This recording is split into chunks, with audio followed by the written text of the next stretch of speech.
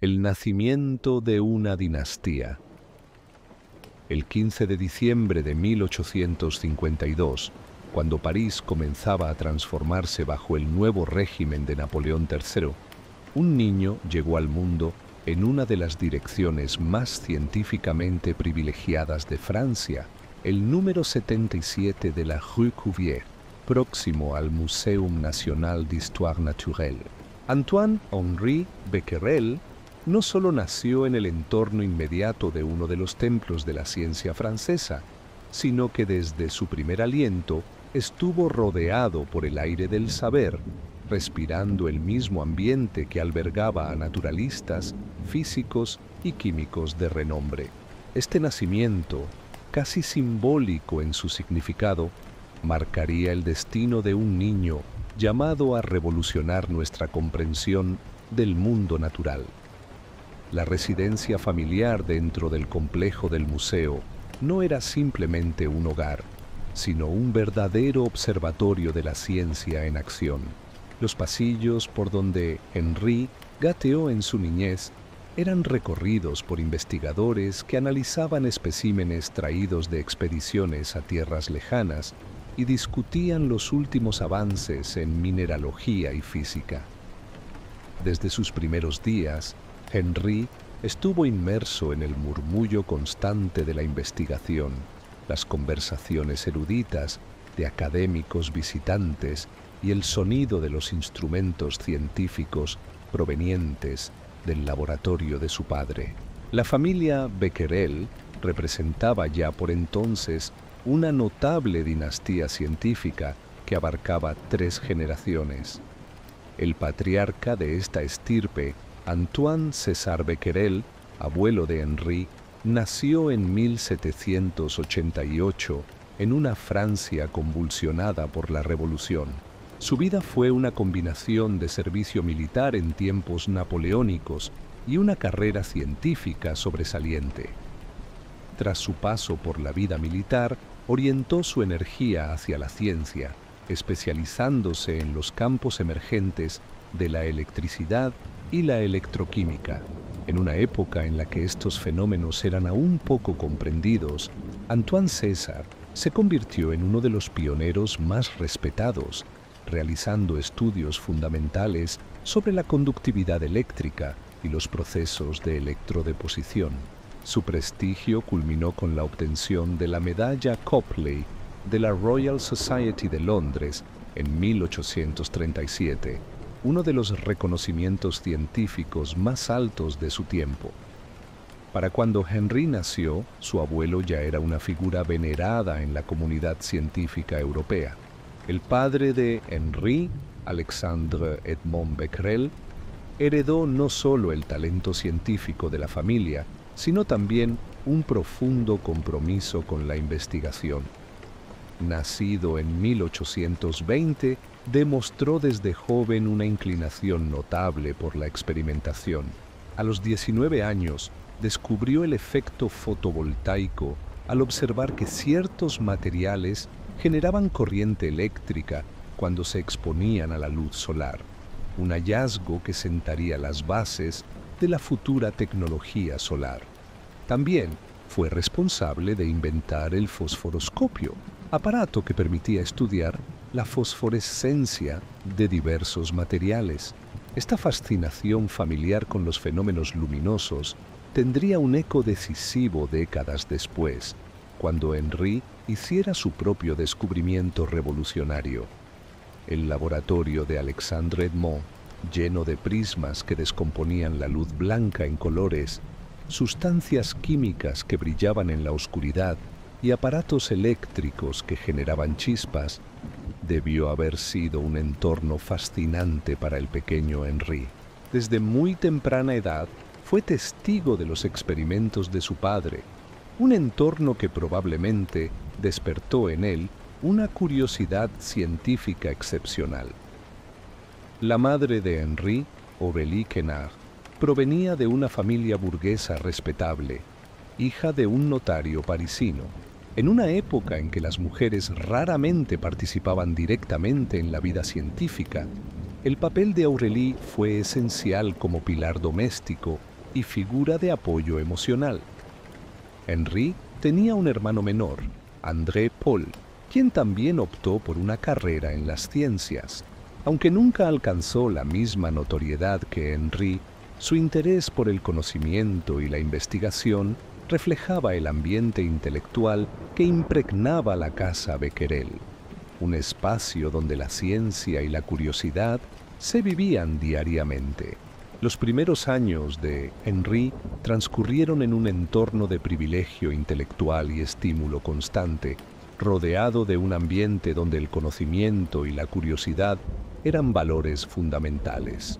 Mientras otros niños de su edad se dedicaban a juegos y distracciones propias de la infancia, Henri mostraba una fascinación particular por el mundo que lo rodeaba, pasando largas horas observando los experimentos que su padre realizaba en el laboratorio familiar. Creció inmerso en un universo de instrumentos científicos, libros especializados y publicaciones académicas que llegaban regularmente a la casa, convirtiendo cada día en una oportunidad para aprender y descubrir algo nuevo. Esta convivencia precoz con la ciencia y el rigor experimental no solo alimentó su interés, sino que también moldeó de manera decisiva su vocación, sentando las bases para el futuro científico que marcaría su vida y legado. Su educación formal comenzó en el prestigioso Lycée Louis-le-Grand, una institución célebre por haber formado a muchas de las grandes mentes de Francia. Entre sus profesores estuvo el renombrado matemático Gaston Darboux, quien años después sería secretario perpetuo de la Academia de Ciencias. Darboux reconoció en Henri un talento excepcional, especialmente en el campo de las matemáticas, y le proporcionó una sólida base teórica que resultaría crucial para sus investigaciones futuras. El contexto histórico de esos años era también significativo.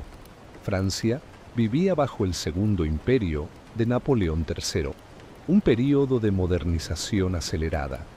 París era rediseñada bajo la supervisión del barón Haussmann, quien transformaba sus calles medievales en amplios bulevares, dando forma a la ciudad moderna. Este clima de progreso permeaba todos los ámbitos, incluida la ciencia, donde los avances se sucedían con rapidez.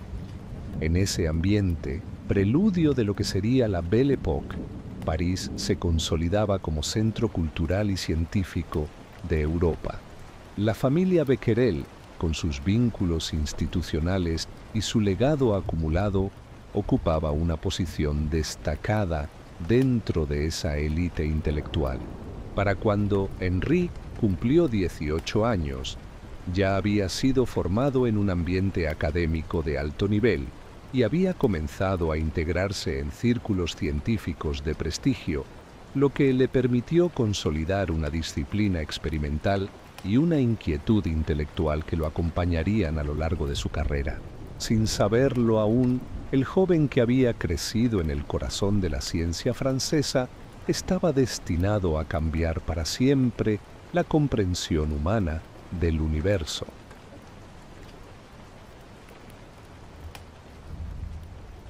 Forjando al científico.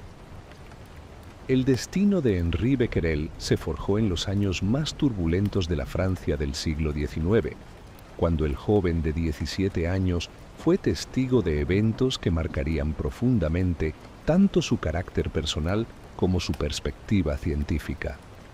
El 19 de julio de 1870, cuando Francia declaró la guerra a Prusia, Henri acababa de completar sus estudios en el Lycée Louis-le-Grand y se preparaba para ingresar a la educación superior.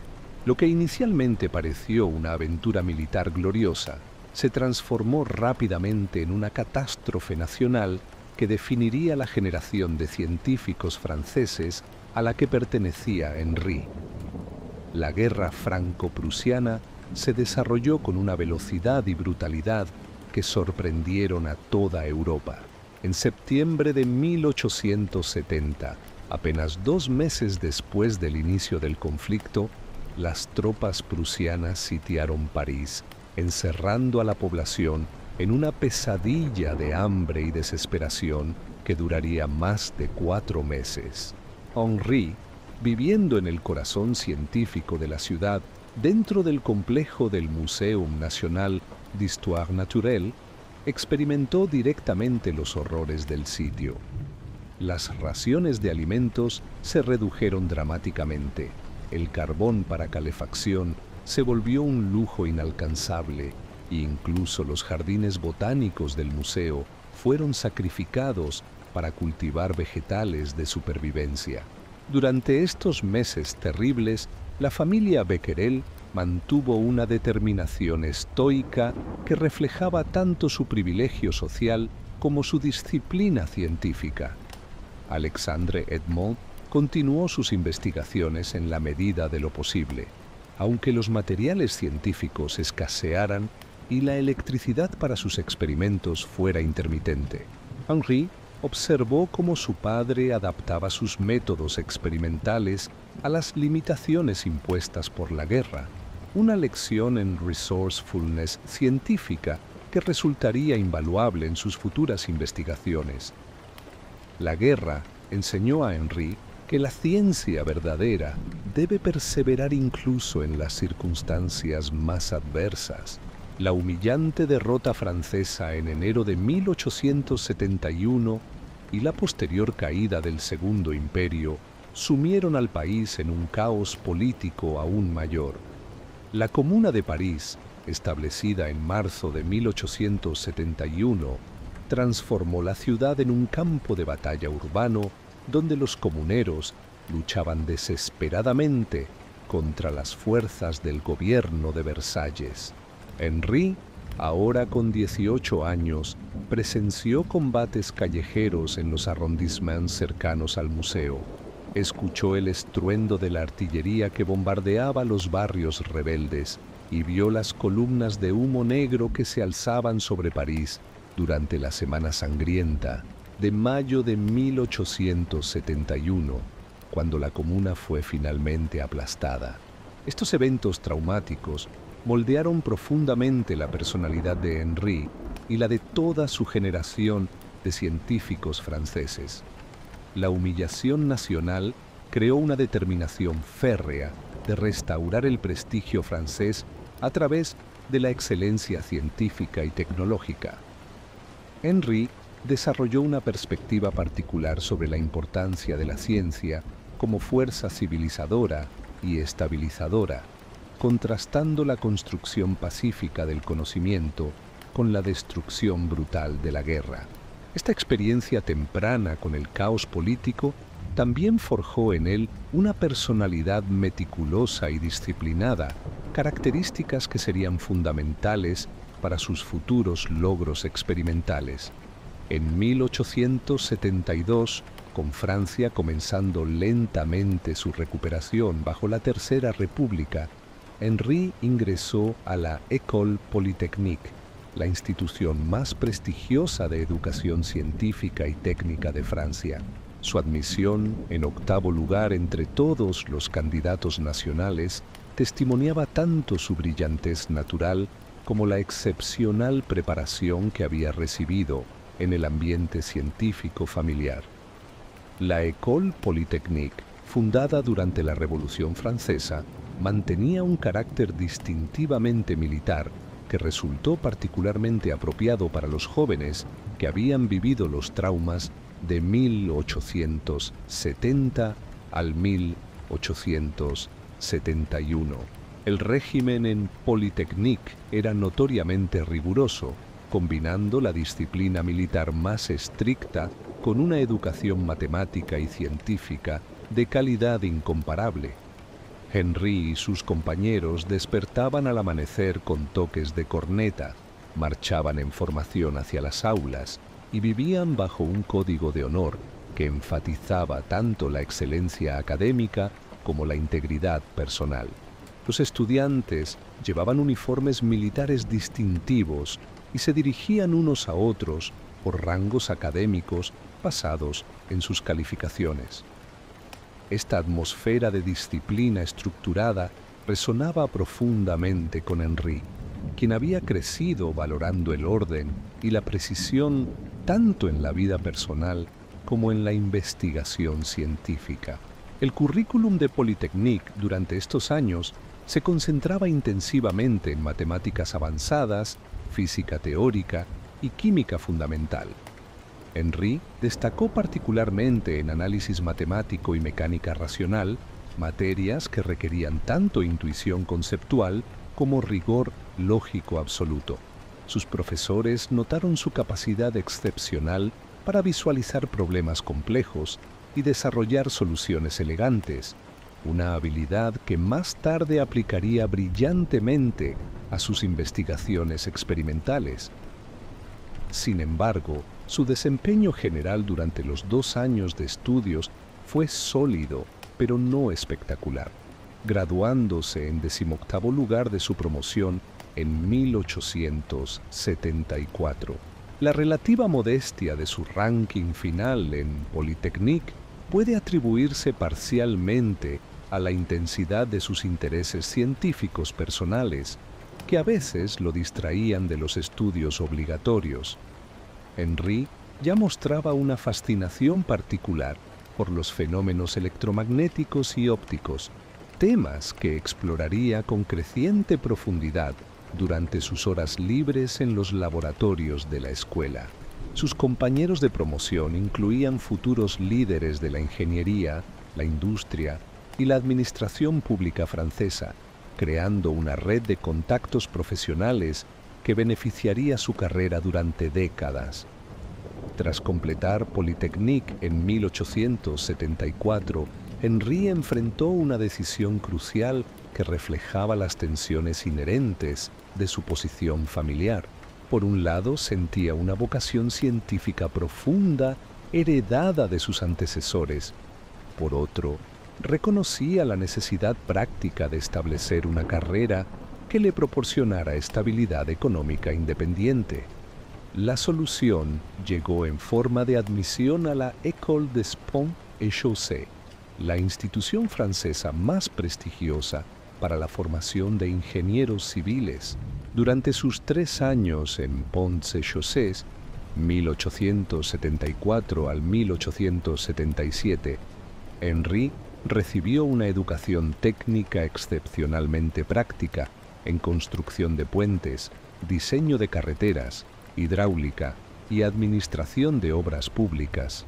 Esta formación ingenieril resultaría sorprendentemente valiosa para su futura carrera científica, proporcionándole habilidades en diseño de equipos experimentales, análisis de datos cuantitativos y gestión de proyectos complejos.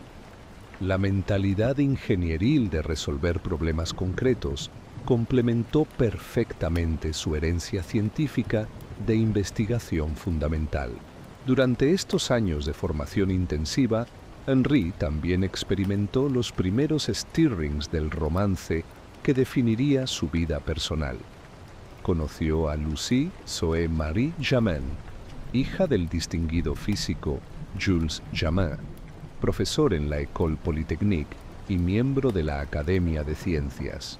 Jules Jamin era reconocido internacionalmente por sus contribuciones a la óptica y sus mejoras al refractómetro, un instrumento esencial para medir índices de refracción. El noviazgo entre Henry y Lucie se desarrolló naturalmente dentro de los círculos científicos parisinos, donde las familias académicas mantenían relaciones sociales estrechas. Lucie, nacida en 1857, era 5 años menor que Henry, una diferencia de edad considerada apropiada para la época. Los registros históricos preservan pocos detalles sobre su personalidad individual, pero es evidente que poseía la educación refinada y la sensibilidad intelectual necesarias para comprender y apoyar las ambiciones científicas de Henry.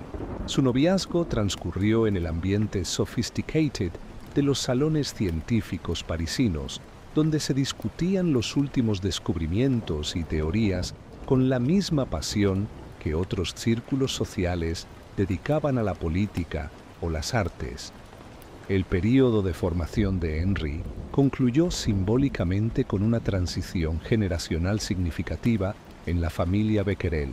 En enero de 1878, pocos meses después de que Henri completara sus estudios en Ponts-et-Chaussée, murió el patriarca Antoine César Becquerel a los 90 años. La muerte del abuelo, quien había vivido lo suficiente para presenciar tanto las guerras napoleónicas como el establecimiento de la Tercera República, marcó el final de una era para la dinastía científica. Alexandre Edmond ascendió finalmente a la posición de profesor titular en el Muséum National d'Histoire Naturelle, mientras que Henri se convirtió en su asistente oficial, completando así su transformación de estudiante a investigador profesional.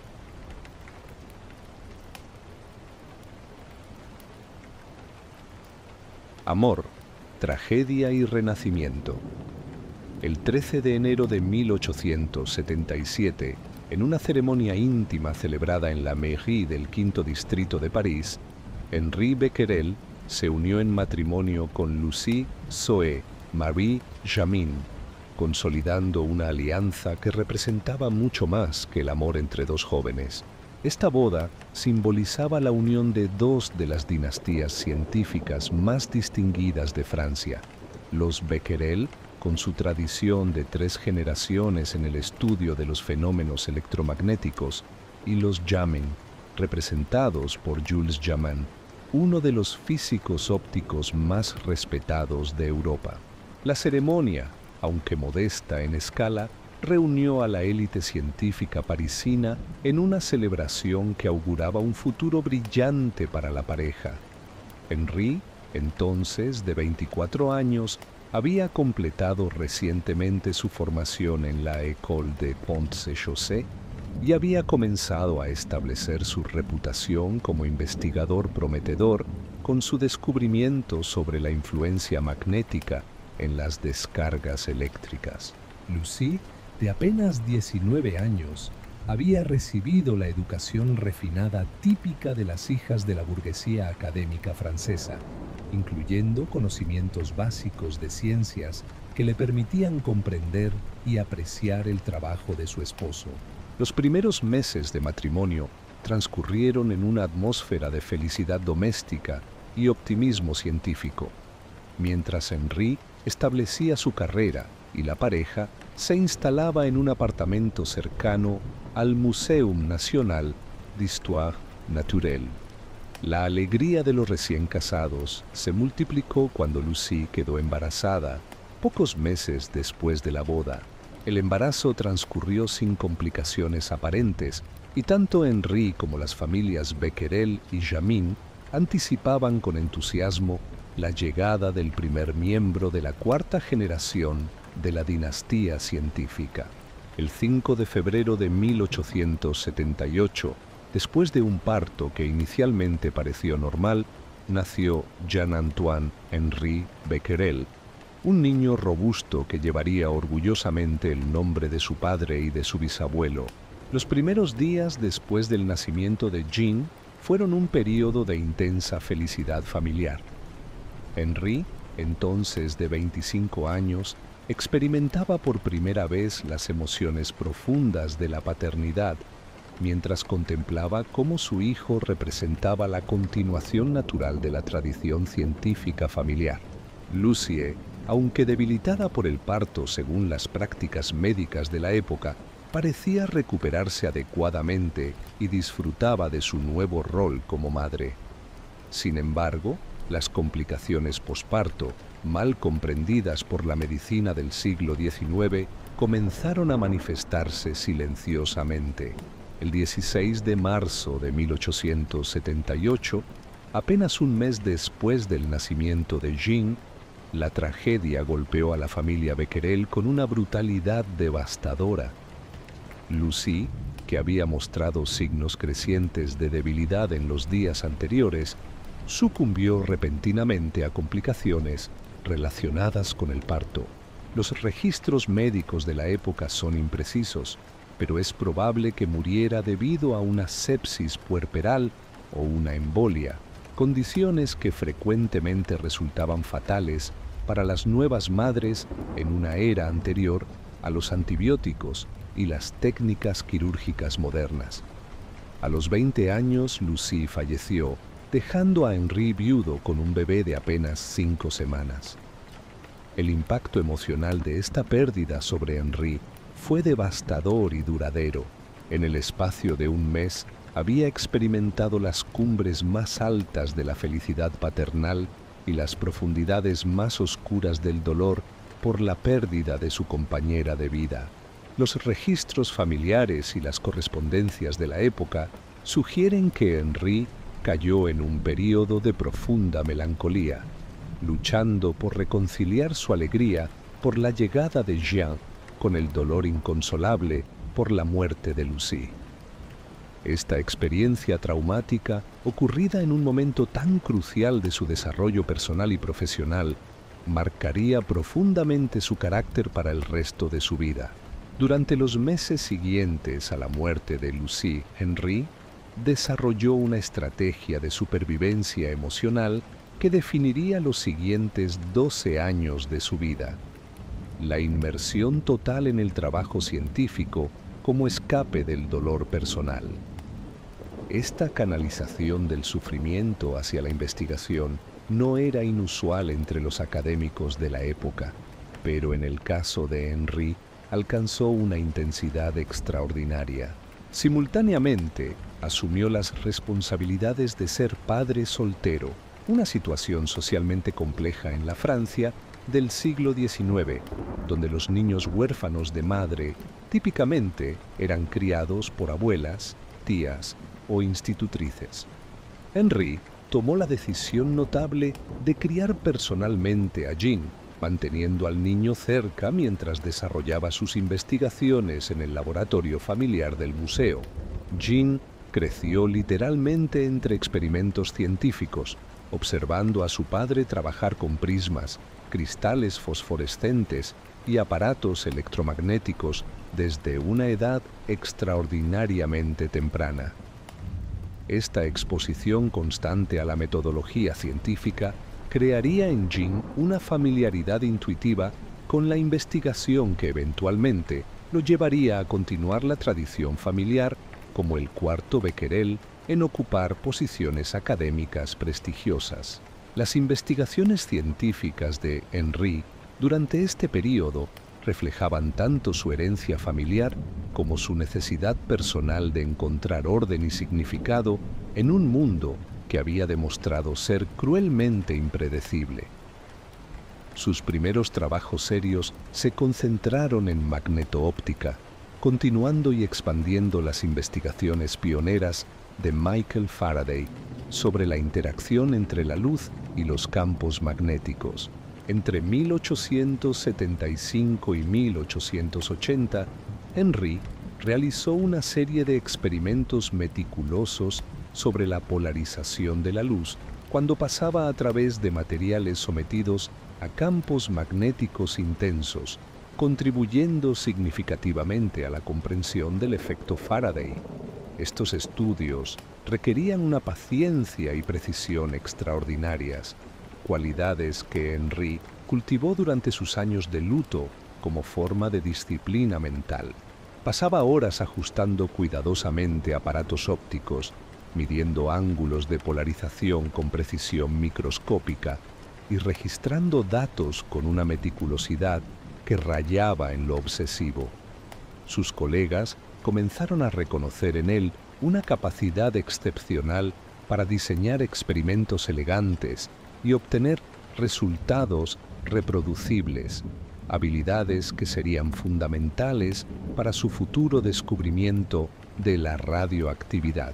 En 1883, Henri dirigió su atención hacia la espectroscopia infrarroja, un campo emergente que prometía revelar nuevos secretos sobre la composición de la materia.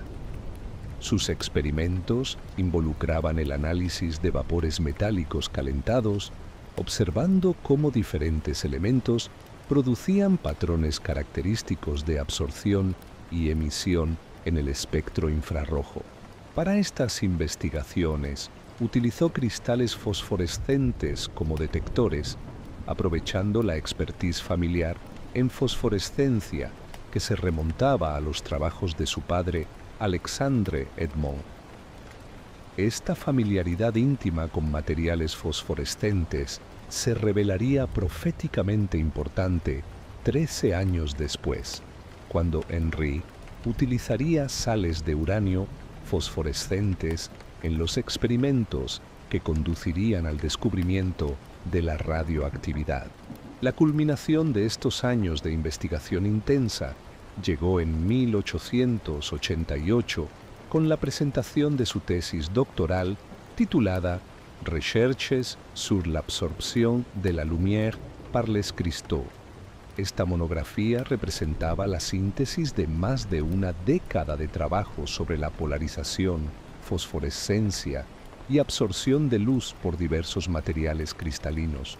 La tesis demostró no solo la amplitud de sus conocimientos experimentales, sino también su capacidad para teorizar sobre los mecanismos físicos subyacentes a los fenómenos observados. Los examinadores de la Sorbonne quedaron particularmente impresionados por la elegancia matemática con que Henry había analizado la interacción entre la luz y la materia cristalina. El reconocimiento académico de estos logros llegó el 27 de marzo de 1889, cuando Henry fue elegido miembro de la prestigiosa Académie des Sciences a la edad de 36 años. Esta elección representaba el reconocimiento más alto que podía recibir un científico francés, confirmando que Henry había establecido exitosamente una reputación internacional independiente de la fama heredada de su padre y abuelo. La ceremonia de investidura fue particularmente emotiva para Henry, quien recordaba vívidamente las ceremonias similares a las que había asistido como niño cuando su abuelo y padre recibieron honores académicos. Durante estos 13 años de viudez, Henry había desarrollado las características distintivas que definirían su personalidad madura. Una disciplina férrea en el trabajo experimental, una capacidad excepcional para la concentración prolongada y una perspectiva filosófica que encontraba en la investigación científica tanto propósito existencial como consuelo emocional. La pérdida de Lucy había forjado en él una determinación inquebrantable de lograr algo permanente y significativo, una ambición que se manifestaría dramáticamente en sus futuros descubrimientos. Al mismo tiempo, su experiencia como padre soltero había desarrollado en él una sensibilidad y paciencia que lo convertirían en un mentor excepcionalmente efectivo para las futuras generaciones de científicos, incluyendo especialmente a Marie Curie. Estos años de amor, tragedia y renacimiento habían transformado al joven ingeniero Henri Becquerel en el científico maduro que estaba destinado a revolucionar nuestra comprensión del mundo natural.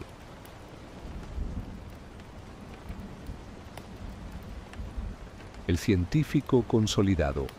El 14 de agosto de 1890, en una ceremonia civil celebrada en París, Henri Becquerel, entonces de 37 años, contrajo matrimonio por segunda vez con Louise Désirée-Lorieux, marcando el inicio de una nueva etapa de estabilidad personal que sería fundamental para los logros científicos extraordinarios que estaban por venir.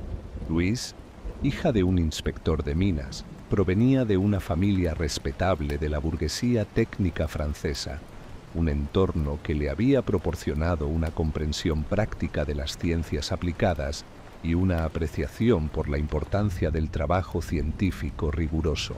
A diferencia de su primer matrimonio, que había sido una unión romántica entre dos jóvenes de familias académicas, este segundo matrimonio se produjo en un momento de madurez personal y estabilidad profesional, lo cual ofrecía a Henry un entorno propicio para concentrarse plenamente en su creciente actividad científica. Louis aportó a la relación no solo una personalidad equilibrada y comprensiva, sino también la capacidad de crear un ambiente hogareño sereno que permitiría a Henri concentrarse completamente en sus investigaciones cada vez más complejas. Su experiencia familiar con la industria minera le había dado una familiaridad práctica con los fenómenos geológicos y mineralógicos que resultaría inesperadamente valiosa para las futuras investigaciones de Henri sobre materiales radiactivos. Más importante aún, Louise demostró ser una madrastra excepcional para Jean, entonces de 12 años, proporcionando la figura maternal que el niño había perdido tan tempranamente y permitiendo que Henri se dedicara a su trabajo sin las preocupaciones constantes de la paternidad en solitario. El año 1891 trajo tanto una pérdida profunda como una oportunidad trascendental para Henri. El 18 de mayo, Alexandre Edmond Becquerel falleció a los 71 años, cerrando una carrera científica que había abarcado más de 4 décadas de descubrimientos fundamentales en el campo de la electroquímica y la óptica. La muerte del padre representó el final de una era para la dinastía Becquerel, pero también marcó la transición natural de Henri a la plena madurez científica. Con la muerte de Alexandre Edmond, Henri heredó automáticamente la prestigiosa cátedra de física aplicada en el Muséum National d'Histoire Naturelle, convirtiéndose en el tercer miembro de la familia Becquerel en ocupar esta posición de extraordinaria influencia en la ciencia francesa. La herencia de esta cátedra no fue meramente simbólica. Henri asumió la responsabilidad de uno de los laboratorios de física más avanzados de Europa, equipado con instrumentos de precisión acumulados a lo largo de décadas por su padre y abuelo. Entre estos instrumentos se encontraban algunos de los electrómetros más sensibles de la época, prismas ópticos de calidad excepcional y una colección incomparable de cristales fosforescentes y fluorescentes que habían sido objeto de estudio de la familia durante 3 generaciones. Esta herencia material sería crucial para los experimentos que Henri realizaría en 1896, ya que proporcionaba precisamente las herramientas necesarias para detectar y medir fenómenos radiactivos extremadamente débiles. Lo que distinguía a Henri de muchos de sus contemporáneos era su extraordinaria capacidad para mantener simultáneamente múltiples carreras académicas y profesionales sin comprometer la excelencia en ninguna de ellas.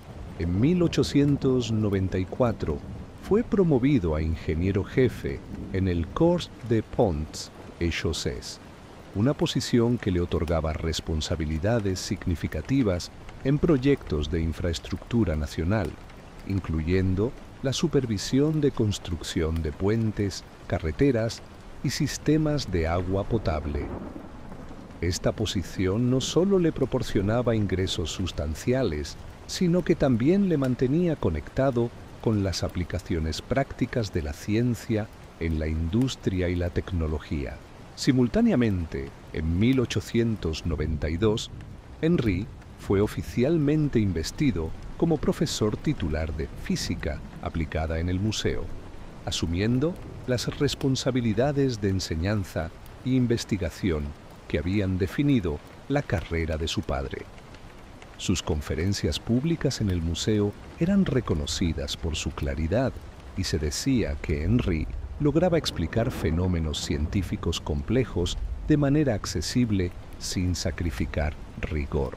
Sus estudiantes notaban particularmente su habilidad para diseñar demostraciones experimentales que ilustraban principios fundamentales de manera visualmente impactante, una característica que heredaba de la tradición pedagógica familiar.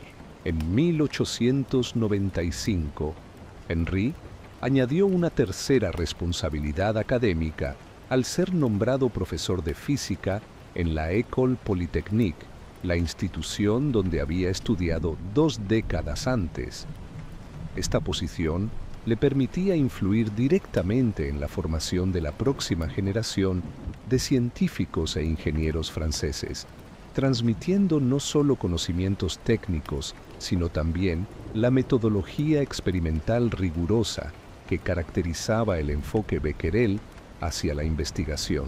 Sus colegas en Polytechnique quedaron impresionados por su capacidad para combinar teoría avanzada con aplicaciones prácticas, un reflejo de su formación dual en ciencia pura e ingeniería aplicada.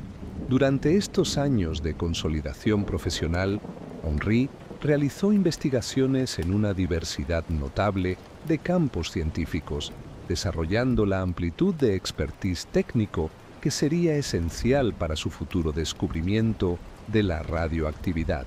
Sus estudios sobre magnetismo terrestre, realizados en colaboración con el Observatorio de París, contribuyeron significativamente a la comprensión de las variaciones temporales y geográficas del campo magnético de la Tierra. Estas investigaciones requerían mediciones de precisión extrema y análisis estadístico sofisticado, habilidades que Henri perfeccionó durante este período. Sus trabajos sobre radiación infrarroja expandieron considerablemente el conocimiento contemporáneo sobre el espectro electromagnético más allá del rango visible. Henri desarrolló técnicas innovadoras para detectar y medir radiación infrarroja utilizando cristales termosensibles y volómetros de su propio diseño. Estos experimentos le familiarizaron íntimamente con los métodos para detectar radiaciones invisibles, experiencia que sería directamente aplicable a sus futuros estudios de radioactividad. Particularmente importantes fueron sus investigaciones sobre las propiedades magnéticas del cobalto y níquel, elementos que mostraban comportamientos magnéticos complejos bajo diferentes condiciones de temperatura y campo magnético.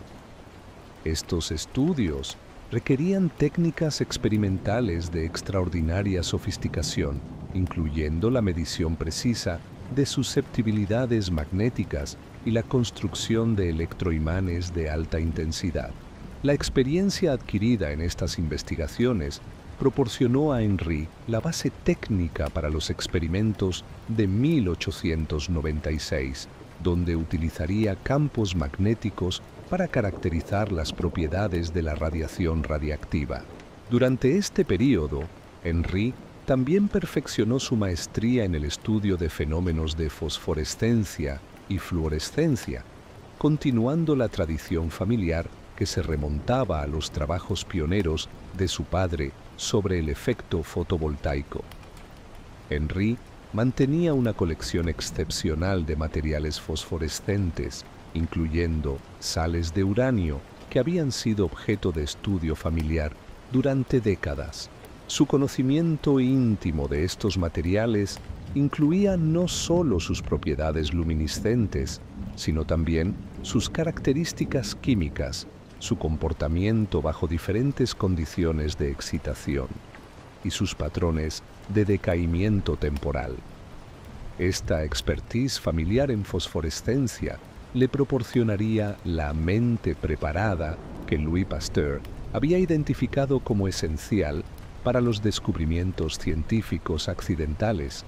El contexto científico mundial durante estos años estaba experimentando transformaciones revolucionarias que crearían el ambiente intelectual necesario para el descubrimiento de la radioactividad. Los trabajos de Nikola Tesla y Thomas Edison habían popularizado las aplicaciones prácticas de la electricidad, mientras que las investigaciones teóricas de James Clerk Maxwell sobre electromagnetismo habían proporcionado el marco conceptual para comprender la radiación electromagnética. En 1808, Heinrich Hertz había demostrado experimentalmente la existencia de ondas electromagnéticas, confirmando las predicciones de Maxwell y estableciendo la unidad fundamental entre luz, electricidad y magnetismo. Estos avances convergían para crear una época de extraordinaria fertilidad científica en el campo de la física. Los laboratorios europeos competían intensamente para realizar los próximos descubrimientos fundamentales, mientras que las comunicaciones científicas internacionales se habían vuelto más rápidas y eficientes, permitiendo que las ideas se difundieran rápidamente entre investigadores de diferentes países. Henri, con su posición central en la ciencia francesa y sus conexiones internacionales a través de la Academia de Ciencias, estaba perfectamente situado para participar en esta revolución científica emergente.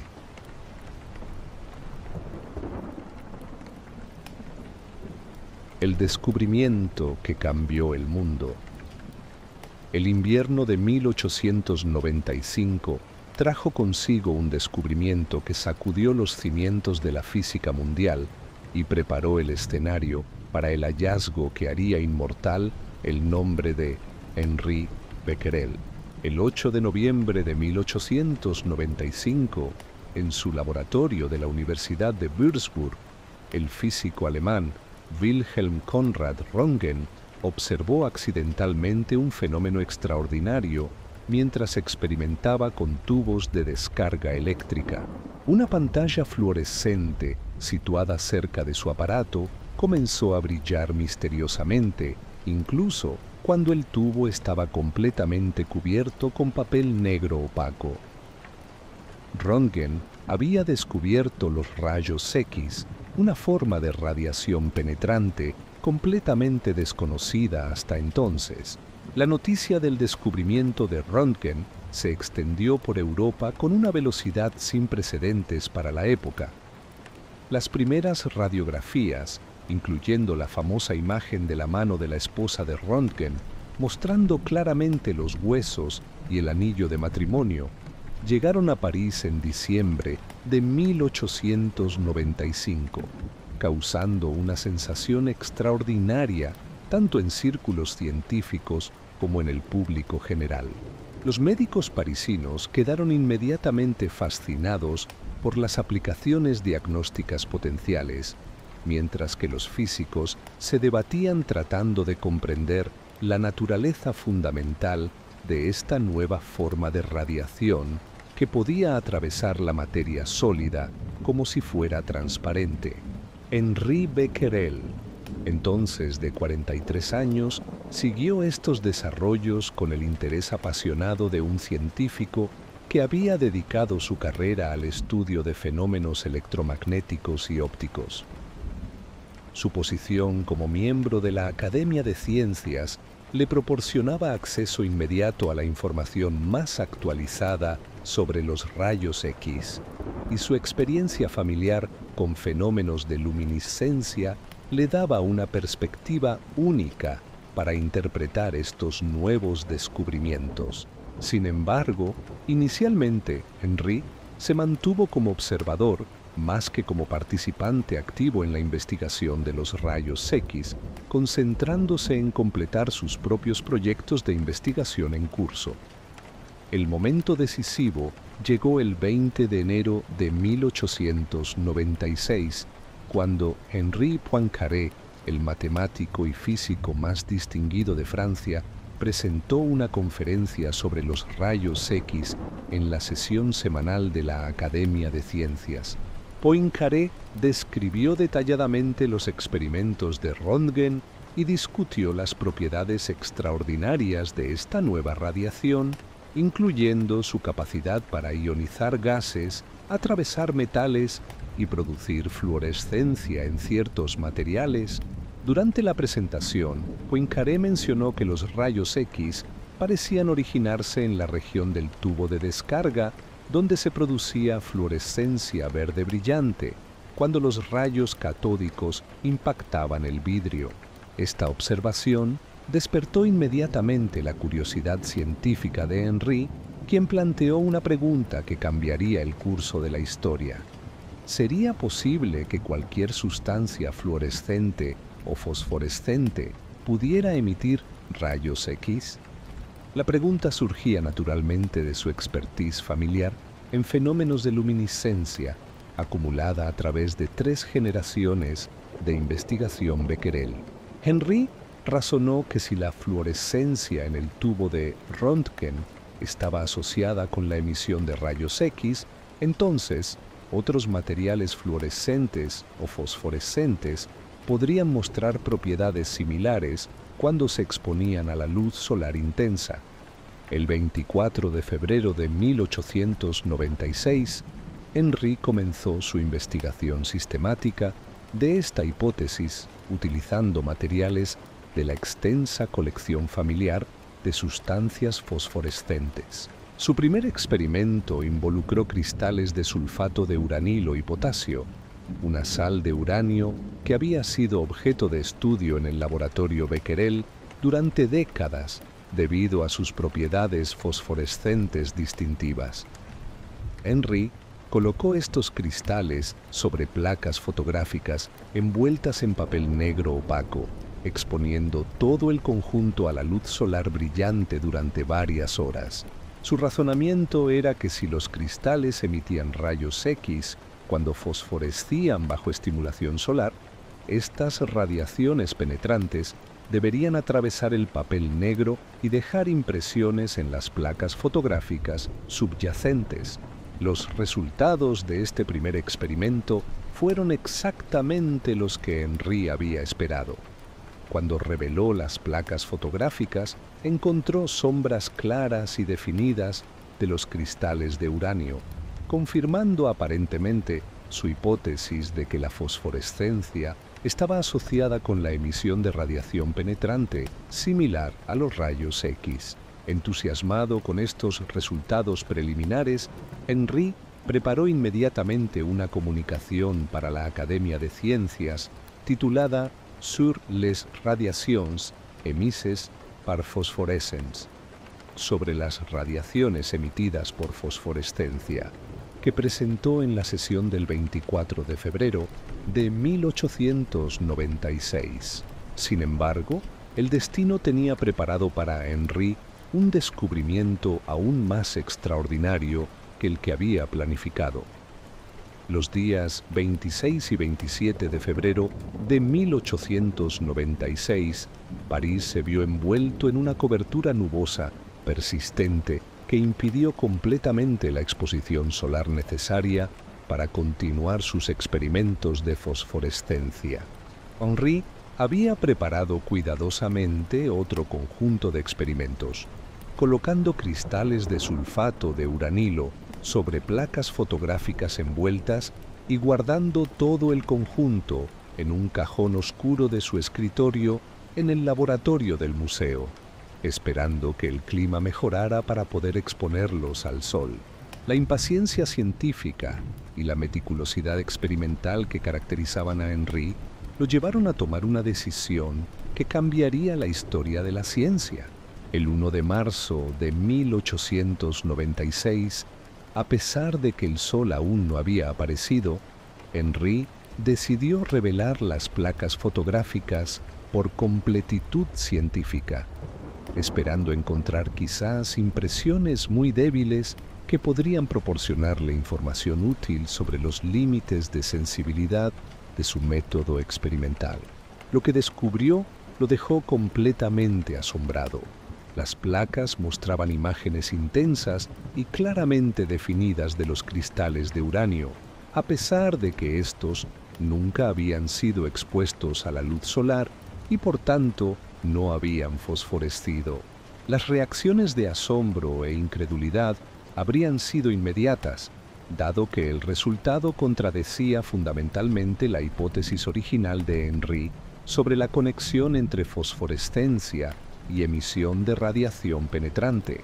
El 2 de marzo de 1896, Henry presentó una nueva comunicación a la Academia de Ciencias con el título modificado Sur les radiations invisibles émises par les corps phosphorescents, sobre las radiaciones invisibles emitidas por cuerpos fosforescentes, aunque el contenido de su presentación revolucionó completamente la comprensión de este fenómeno. Henry anunció que las sales de uranio emitían radiación penetrante de manera continua y espontánea, independientemente de cualquier estimulación externa. Este anuncio marcó oficialmente el descubrimiento de lo que más tarde se conocería como radioactividad, aunque el término mismo no sería acuñado hasta 2 años después por Marie Curie. Durante los meses siguientes de 1896, Henry realizó una serie de experimentos confirmatorios que establecieron las bases fundamentales de la ciencia de la radioactividad. En mayo de 1896 demostró definitivamente que la radiación emanaba del uranio mismo como elemento, no de sus compuestos específicos o de impurezas accidentales. Sus experimentos comparativos mostraron que el uranio metálico puro exhibía actividad radiactiva proporcional a su concentración, estableciendo que la radioactividad era una propiedad intrínseca del elemento uranio independientemente de su estado químico. Henry también descubrió que la radiación del uranio podía ionizar gases, descargar electroscopios y atravesar capas delgadas de metal, propiedades que la distinguían claramente tanto de la luz ordinaria como de los rayos X conocidos. Sus mediciones cuidadosas revelaron que la intensidad de la radiación permanecía constante a lo largo del tiempo, sugiriendo que el uranio poseía una fuente interna de energía que desafiaba las leyes de conservación de energía, tal como se entendían entonces. El impacto inmediato del descubrimiento de Henry fue extraordinario y multifacético. La comunidad científica internacional reconoció inmediatamente la importancia fundamental de sus hallazgos, aunque pocos comprendieron inicialmente las implicaciones revolucionarias completas. Los físicos comenzaron inmediatamente a buscar otros elementos que pudieran exhibir propiedades radiactivas similares, mientras que los químicos se preguntaban sobre los mecanismos fundamentales responsables de esta emisión espontánea de energía. La prensa popular se apoderó del descubrimiento con entusiasmo, aunque frecuentemente con comprensión limitada de sus implicaciones científicas. Los periódicos parisinos publicaron artículos especulativos sobre las aplicaciones potenciales de los rayos de Becquerel, sugiriendo posibilidades que iban desde tratamientos médicos revolucionarios hasta fuentes de energía ilimitada. El público general, aún fascinado por los rayos X de Röntgen, se mostró igualmente intrigado por este nuevo fenómeno radiactivo que parecía prometer maravillas tecnológicas aún más extraordinarias. Lo que Henry Becquerel había descubierto accidentalmente en marzo de 1896 era nada menos que la primera evidencia de la desintegración nuclear espontánea, un fenómeno que revelaría la estructura interna del átomo y conduciría eventualmente tanto a aplicaciones beneficiosas como la medicina nuclear, como a desarrollos problemáticos como las armas nucleares.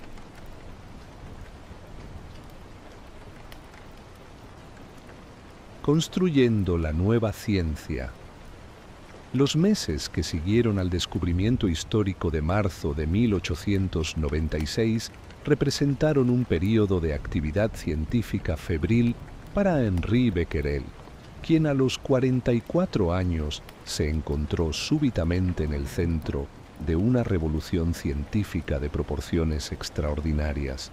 La magnitud de su descubrimiento requería no solo confirmación experimental rigurosa, sino también el desarrollo de metodologías completamente nuevas para estudiar un fenómeno que desafiaba todos los paradigmas físicos establecidos. Henry se lanzó a esta tarea con la meticulosidad obsesiva que había caracterizado toda su carrera, pero ahora amplificada por la comprensión de que estaba explorando territorio científico completamente inexplorado. La metodología experimental que Henry desarrolló durante 1896 se convirtió en el modelo estándar para la investigación radiactiva durante las décadas siguientes. Sus técnicas fotográficas, refinadas a través de años de experiencia familiar con materiales fosforescentes, alcanzaron niveles de sofisticación extraordinarios.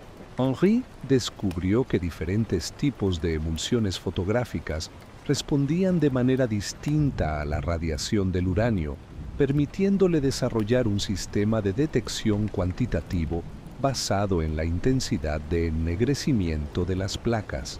Utilizaba objetos de prueba con formas geométricas específicas, monedas francesas, cruces de malta de metal, llaves ornamentadas, para crear sombras radiográficas que le permitían analizar la penetrabilidad de la radiación a través de diferentes materiales y espesores.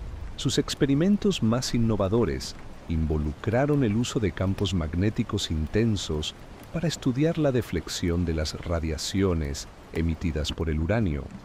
Henry construyó electroimanes especializados capaces de generar campos magnéticos de intensidades sin precedentes, colocando muestras de uranio entre los polos magnéticos y observando cómo la radiación se comportaba bajo estas condiciones. Estos experimentos requerían una precisión experimental extraordinaria, ya que Henry estaba midiendo deflexiones microscópicas en las trayectorias de radiaciones invisibles, utilizando únicamente los efectos secundarios de ennegrecimiento fotográfico. Los resultados de estos experimentos magnéticos llevaron a Henry a uno de sus descubrimientos más fundamentales: la clasificación de la radioactividad en 3 tipos distintos según su comportamiento en campos magnéticos. Durante el otoño de 1896, Henry identificó radiaciones que se deflectaban hacia la placa negativa del campo magnético, radiaciones que se deflectaban hacia la placa positiva y radiaciones que no mostraban deflexión alguna. Aunque Henry inicialmente describió estos tipos simplemente como radiación de deflexión negativa, radiación de deflexión positiva y radiación no deflectable, había descubierto lo que más tarde se conocería como radiación beta, electrones, radiación alfa, núcleos de helio y radiación gamma, fotones de alta energía. Esta clasificación tripartita se convirtió en uno de los fundamentos conceptuales de la física nuclear moderna. La productividad científica de Henry durante 1896 fue verdaderamente extraordinaria. Publicó 7 artículos fundamentales en los Comptes Rendus de la Academia de Ciencias, cada uno documentando aspectos diferentes de la radioactividad del uranio. Estos artículos, publicados entre marzo y diciembre de 1896, establecieron sistemáticamente las características básicas del fenómeno radiactivo, su independencia de factores externos como temperatura y presión, su proporcionalidad a la cantidad de uranio presente, su capacidad para ionizar gases y descargar electroscopios y su naturaleza penetrante a través de materiales sólidos. La claridad experimental y la precisión cuantitativa de estos artículos los convirtieron inmediatamente en textos clásicos de la literatura científica.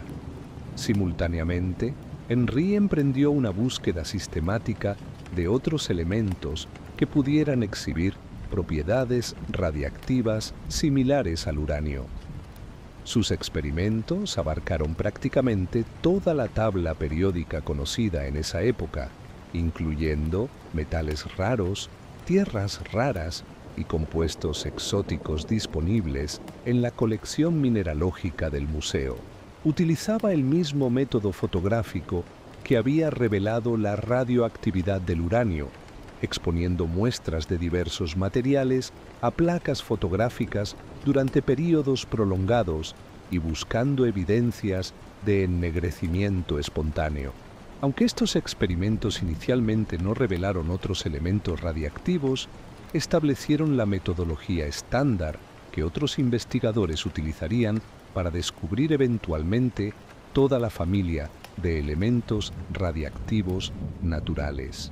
A finales de 1897, cuando Henry había establecido firmemente las bases experimentales de la nueva ciencia de la radioactividad, llegó al escenario una joven física polaca que transformaría dramáticamente el campo. Maria Sklodowska, conocida en París como Marie Curie, después de su matrimonio con Pierre Curie, había completado recientemente su licenciatura en física en la Sorbona y buscaba un tema para su tesis doctoral. Pierre Curie, ya establecido como uno de los físicos más respetados de Francia por sus trabajos sobre piezoelectricidad y magnetismo, reconoció inmediatamente la importancia de los descubrimientos de Henry y sugirió que Marie desarrollara su investigación doctoral bajo la investigación de Becquerel. De menos, la decisión de Marie de estudiar los rayos uránicos, como se conocían entonces las radiaciones de Becquerel, resultó ser una de las elecciones más consecuentes en la historia de la ciencia. Marie aportó al proyecto no solo su formación rigurosa en física y matemáticas, sino también su experiencia en química analítica y su capacidad excepcional para el trabajo experimental meticuloso y prolongado. Fue Marie quien acuñó el término radioactividad para describir el fenómeno descubierto por Henry, proporcionando finalmente una nomenclatura sistemática para este nuevo campo científico. En sus primeras publicaciones de 1898, Marie se refería consistentemente a los rayons Becquerel en reconocimiento al descubridor original, pero gradualmente introdujo la terminología de sustancias radioactivas y actividad radiactiva que se adoptó universalmente. Esta contribución terminológica, aunque aparentemente menor, fue crucial para establecer la radioactividad como un campo científico distinto, con su propio vocabulario técnico especializado. El primer descubrimiento independiente de Marie fue extraordinariamente significativo. En febrero de 1898, Marie demostró que el torio, un elemento completamente diferente del uranio, también exhibía propiedades radiactivas. Este descubrimiento expandió dramáticamente el alcance del fenómeno radiactivo, sugiriendo que la radioactividad no era una peculiaridad única del uranio, sino una propiedad que podría encontrarse en otros elementos pesados. Los experimentos de Marie sobre el torio utilizaron las mismas técnicas fotográficas desarrolladas por Henry, pero aplicadas con una sistematicidad y precisión cuantitativa que impresionaron profundamente a su director de tesis. Al final de 1898, Henry había transformado su descubrimiento accidental de marzo de 1896 en los fundamentos de una nueva rama de la física que prometía revolucionar la comprensión científica de la materia y la energía. Sus 7 artículos fundamentales habían establecido las bases experimentales de la radioactividad. Su clasificación tripartita había revelado la complejidad inherente del fenómeno y Marie Curie había iniciado una colaboración que conduciría a descubrimientos aún más extraordinarios. Los rayos de Becquerel se habían convertido en una ciencia madura con metodologías establecidas, terminología estandarizada y un grupo creciente de investigadores dedicados que expandirían dramáticamente el conocimiento humano sobre la estructura fundamental del universo.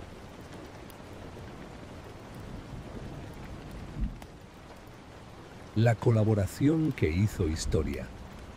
En julio de 1898, cuando Marie y Pierre Curie anunciaron el descubrimiento del polonio, un nuevo elemento químico mucho más radiactivo que el uranio, Marie Curie, en particular, desarrolló un proceso químico extraordinariamente laborioso para separar sustancias altamente radiactivas de la pechblenda, y Pierre aplicó un electrómetro de precisión para medir la intensidad de esa radiación. Este enfoque riguroso y metódico condujo también, en diciembre de ese mismo año, al aislamiento del radio, otro elemento hasta entonces desconocido.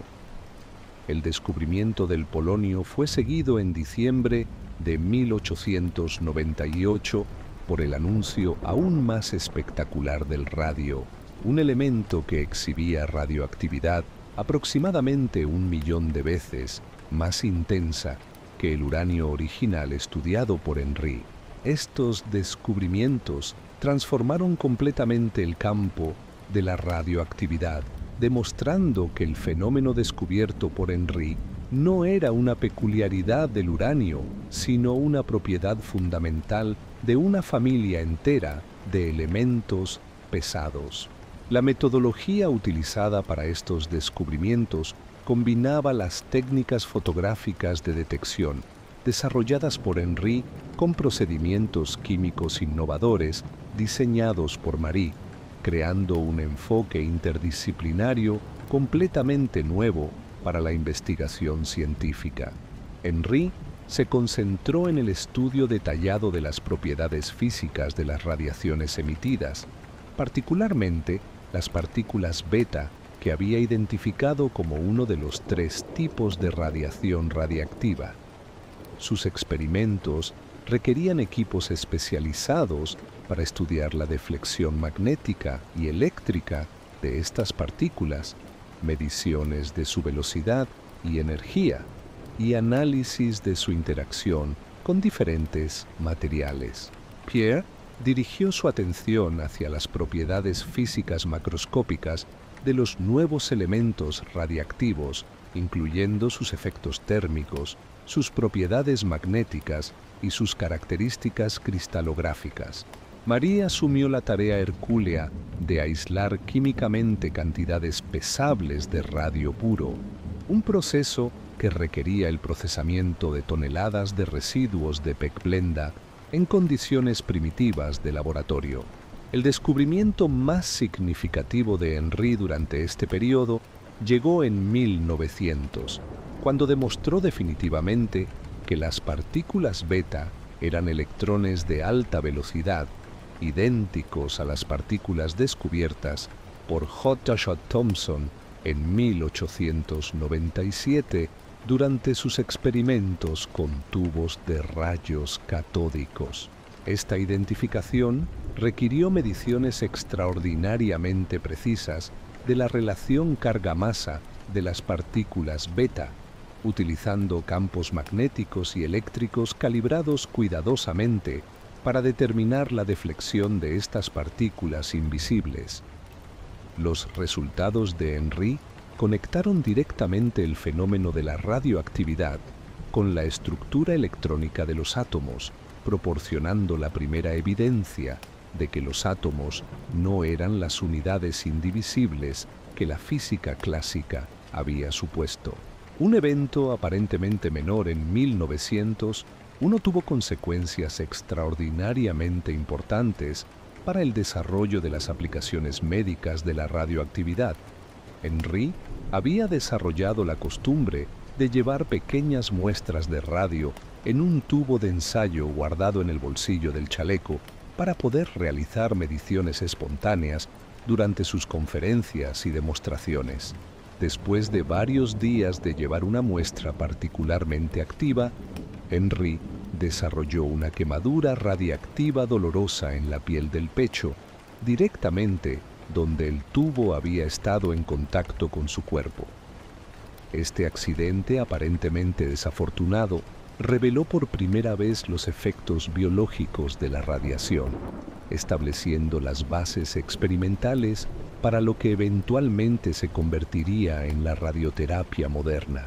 Pierre Curie, intrigado por la quemadura de Henry, comenzó inmediatamente una serie de experimentos sistemáticos sobre los efectos biológicos del radio aplicando muestras controladas a su propio brazo y documentando cuidadosamente el desarrollo de lesiones cutáneas.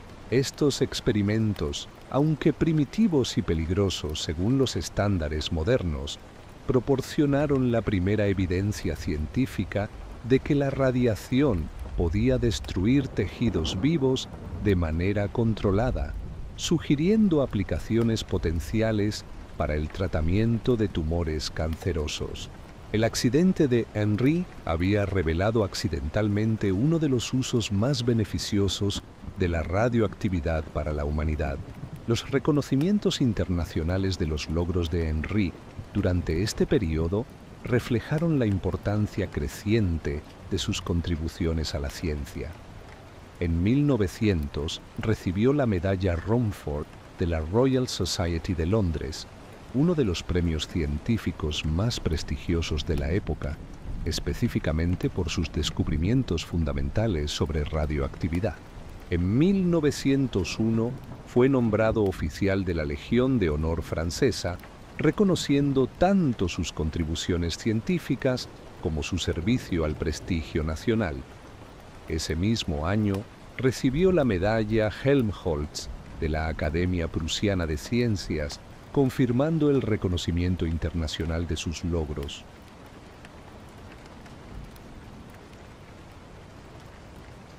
La gloria compartida.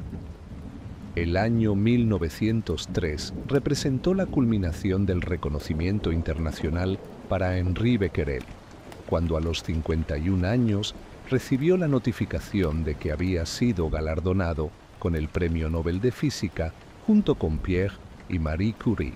Sin embargo, el camino hacia este reconocimiento supremo reveló tanto las complejidades de la colaboración científica como los prejuicios profundamente arraigados de la época.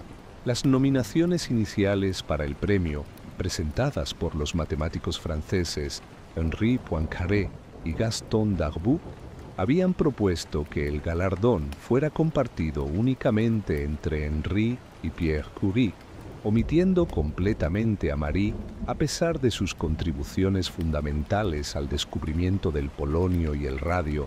La intervención decisiva llegó del matemático sueco Magnus Gösta Mittag Leffler, miembro influyente del Comité del Nobel y defensor progresista de la participación femenina en las ciencias.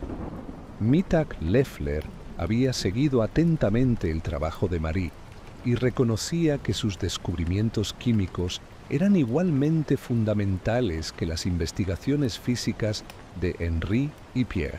En una correspondencia crucial con el comité, Mittag Leffler argumentó que excluir a Marie constituiría una injusticia histórica que dañaría la credibilidad del premio recién establecido.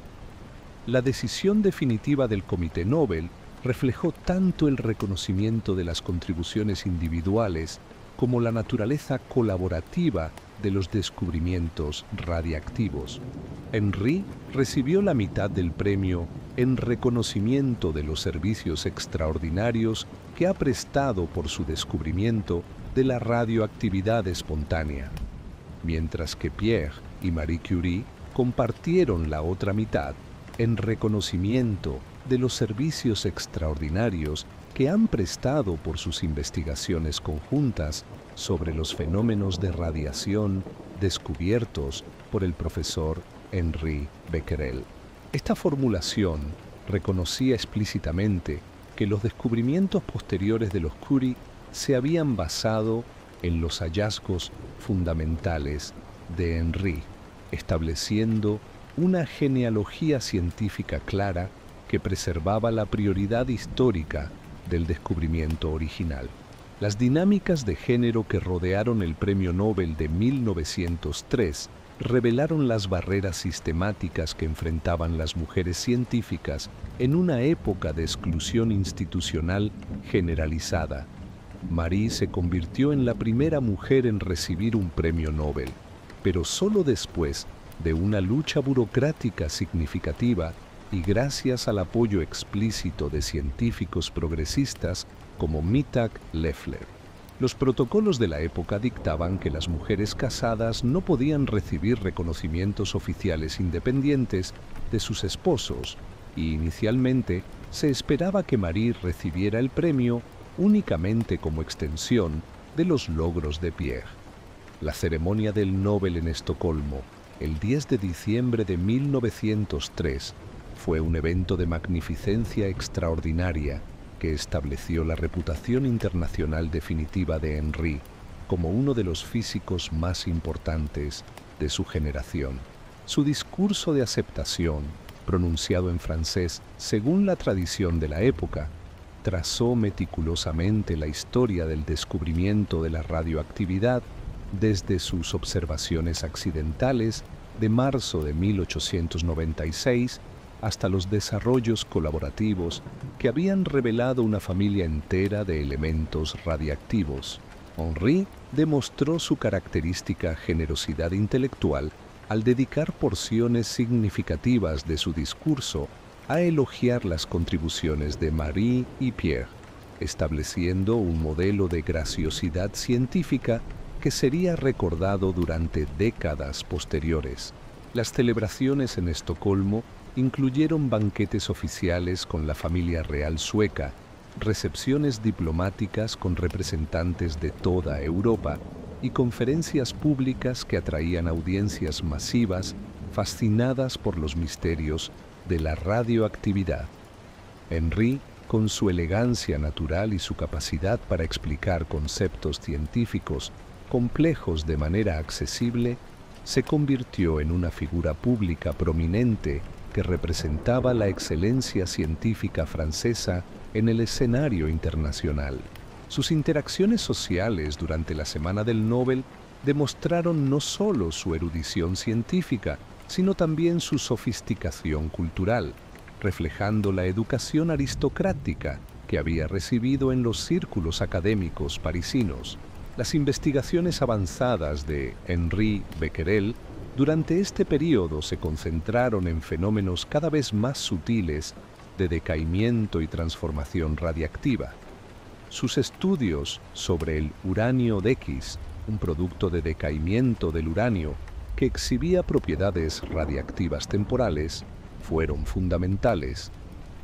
Becquerel descubrió que el uranio X se regeneraba espontáneamente en muestras de uranio previamente purificado. Esta observación proporcionó evidencia experimental crucial e independiente que apoyó directamente la teoría de transformación radiactiva que Ernest Rutherford y Frederick Soddy estaban formulando simultáneamente.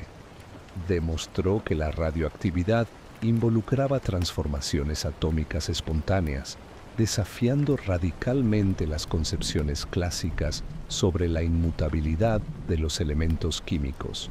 Estos experimentos, que seguían cambios en escalas temporales de semanas y meses, requerían técnicas de medición de una precisión extraordinaria.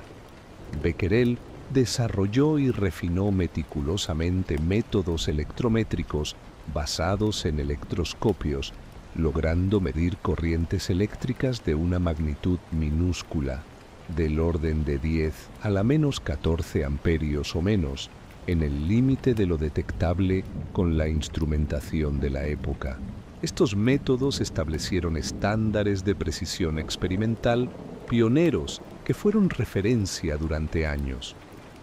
Sus observaciones sobre la regeneración del uranio X fueron una prueba irrefutable de la transformación espontánea de los átomos radiactivos, revolucionando la comprensión científica de la naturaleza fundamental de la materia. En junio de 1903, Pierre y Marie Curie fueron invitados por la Royal Institution de Londres para presentar sus investigaciones sobre la radiactividad.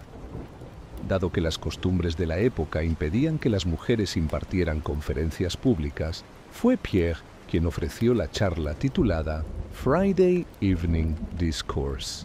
Durante la conferencia, Lord Kelvin, una de las figuras científicas más destacadas de Gran Bretaña, se sentó junto a Marie Curie como muestra de respeto hacia su trabajo. Al día siguiente, Lord Kelvin organizó un almuerzo en honor a Pierre Curie. Este gesto público subrayó el reconocimiento de la comunidad científica británica hacia las contribuciones de los Curies a la ciencia.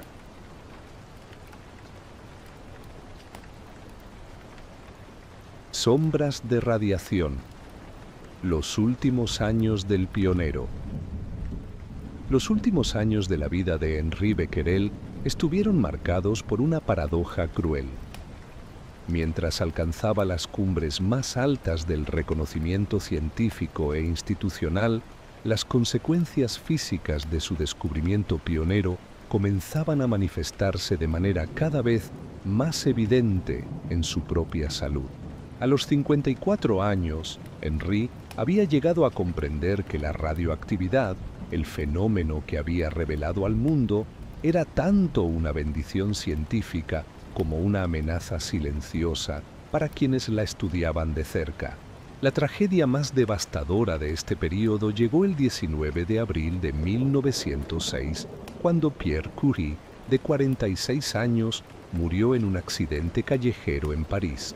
Pierre había salido de una reunión científica en la tarde lluviosa y mientras cruzaba la Rue Dauphine cerca del Pont Neuf, resbaló bajo las ruedas de un carruaje pesado cargado con materiales de construcción. La muerte fue instantánea, causada por una fractura craneal masiva que eliminó inmediatamente a uno de los físicos más brillantes de la época. La noticia del accidente se extendió rápidamente por la comunidad científica parisina, sumiendo en shock a colegas que habían colaborado con Pierre durante décadas. El impacto emocional sobre Marie Curie fue devastador y duradero. Viuda a los 38 años con 2 hijas pequeñas, Marie se encontró súbitamente enfrentando no solo la pérdida personal, sino también la incertidumbre sobre la continuación de sus investigaciones radiactivas. Henri, quien había servido como mentor tanto para Marie como para Pierre, asumió inmediatamente un papel crucial de apoyo durante esta crisis. Utilizó su influencia institucional para asegurar que Marie pudiera continuar sus investigaciones en el laboratorio que había compartido con Pierre, y trabajó discretamente con las autoridades universitarias para que Marie fuera nombrada sucesora de Pierre en su cátedra en la Sorbona, convirtiéndola en la primera mujer profesora en la historia de esa institución. El apoyo de Henri durante los meses posteriores a la muerte de Pierre fue tanto práctico como emocional. Facilitó el acceso de Marie a recursos financieros y técnicos necesarios para continuar sus investigaciones sobre el aislamiento del radio puro y proporcionó la continuidad científica institucional que permitió que los proyectos colaborativos previos llegaran a su conclusión. Sus cartas de condolencia a Marie, preservadas en los archivos de la familia Curie, revelan no solo compasión personal, sino también una comprensión profunda de las implicaciones científicas de la pérdida de Pierre para el futuro de la investigación radiactiva. Durante este mismo periodo, Henri comenzó a experimentar problemas de salud crecientes que reflejaban los efectos acumulativos de más de una década de exposición a materiales radiactivos. Las quemaduras en la piel que había sufrido desde 1901, cuando llevaba muestras de radio en el bolsillo del chaleco, se habían convertido en lesiones recurrentes que sanaban lentamente y reaparecían periódicamente. Sus manos mostraban manchas pigmentadas y áreas de piel endurecida donde había manipulado directamente muestras radiactivas durante experimentos. Aunque la comprensión médica de los efectos de la radiación era extremadamente limitada en esa época, Henri comenzó a sospechar que su exposición prolongada a materiales radiactivos estaba afectando su salud general. Los síntomas que Henri experimentaba incluían fatiga creciente, episodios de debilidad inexplicable y lo que él describía en correspondencias privadas como un malestar general que interfería ocasionalmente con su capacidad para realizar experimentos prolongados. Sin embargo, estos problemas de salud no disminuyeron su actividad científica, si acaso, parecían intensificar su determinación de completar sus investigaciones mientras aún tenía la energía necesaria. El reconocimiento institucional más alto de la carrera de Henry llegó en enero de 1908, cuando fue elegido secretario perpetuo de la Académie des Sciences Françaises, el cargo administrativo más prestigioso en la ciencia francesa. Esta posición, tradicionalmente reservada para científicos de reputación internacional indiscutible, otorgaba a Henry autoridad sobre la dirección de la investigación científica nacional, la distribución de recursos financieros para proyectos de investigación y la representación de la ciencia francesa en foros internacionales. Su elección fue unánime, reflejando no solo el respeto por sus descubrimientos científicos, sino también la admiración por su integridad personal y su habilidad administrativa demostrada durante sus años como vicepresidente de la Academia. Simultáneamente, Henry recibió el honor de ser elegido miembro extranjero de la Royal Society de Londres, el reconocimiento internacional más alto disponible para un científico no británico.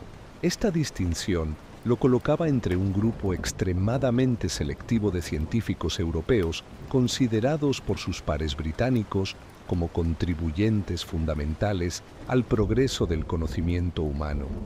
La ceremonia de investidura en Londres durante el verano de 1908 fue notable no solo por la magnificencia del evento, sino también por la presencia de científicos de toda Europa que se reunieron para honrar sus contribuciones. Como secretario perpetuo, Henry mantuvo una correspondencia científica internacional extensa que preserva un registro detallado de sus actividades intelectuales durante estos meses finales.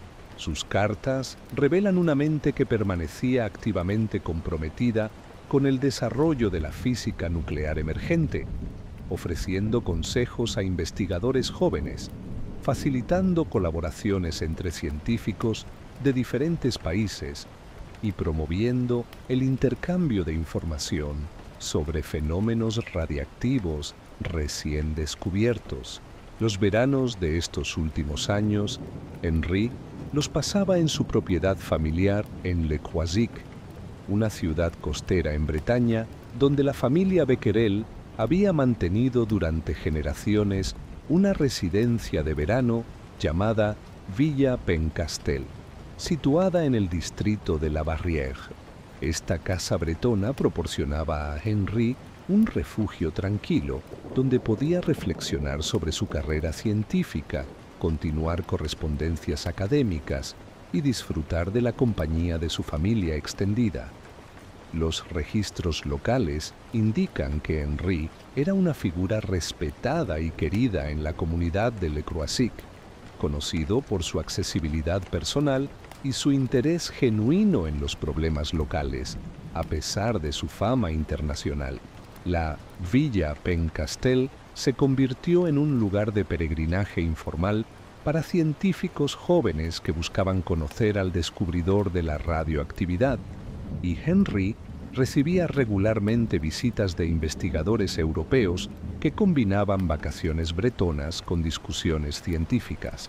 Estos encuentros, verano tras verano, crearon una tradición de intercambio científico internacional que enriqueció significativamente las investigaciones posteriores en física nuclear. Sin saberlo, Henry estaba pasando sus últimos veranos en el lugar que se convertiría en el escenario de su final, rodeado por la belleza natural de la costa bretona que había amado desde la infancia.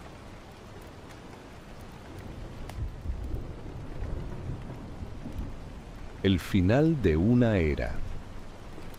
El verano de 1908 en Le Croisic transcurría con la tranquilidad aparente que Henri Becquerel había llegado a valorar durante sus estancias anuales en la Villa Pencastel. A los 55 años, Henry mantenía su rutina habitual de correspondencia científica matutina, lecturas vespertinas en el jardín que daba al mar y paseos contemplativos por la costa bretona, donde habría encontrado refugio desde la infancia. Sin embargo, quienes lo conocían íntimamente parecían notar signos sutiles, pero preocupantes de deterioro en su salud. Una fatiga más pronunciada después de caminatas que antes realizaba sin esfuerzo, episodios ocasionales de falta de aliento y una palidez que contrastaba marcadamente con el vigor que había caracterizado toda su vida. No existen registros médicos públicos que documenten con detalle los síntomas específicos que Henry experimentaba durante estos últimos días, pero algunas cartas familiares preservadas en los archivos Becquerel sugieren que podría haber estado experimentando lo que él describía como irregularidades cardíacas durante varias semanas.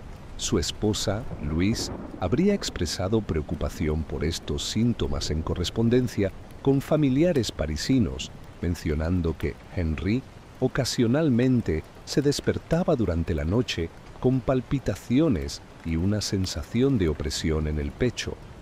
A pesar de estos signos alarmantes, Henry parecía haber rechazado sugerencias de consultar a un médico, argumentando que se sentía mejor en el aire marino de Bretaña que en la atmósfera sofocante de París durante el verano.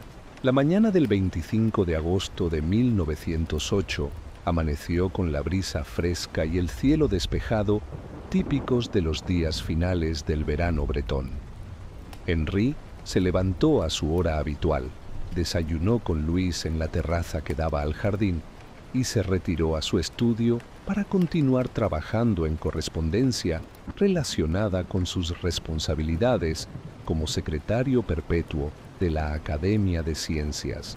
Según el testimonio posterior de Louise, parecería que Henry estaba de buen humor y había comentado sobre sus planes para regresar a París a principios de septiembre para preparar la nueva temporada académica. Aproximadamente a las 11 de la mañana, mientras trabajaba en su escritorio revisando manuscritos para la academia, Henry sufrió lo que los médicos de la época denominaron un ataque cardíaco masivo.